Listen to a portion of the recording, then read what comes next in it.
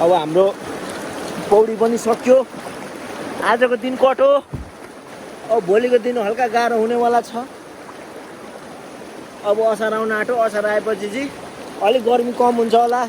Please गर्मी अलिक कम गरिदिनुहोस्। हामीलाई गाह्रो भयो। गरिबहरूसँग फ्यान पनि छैन।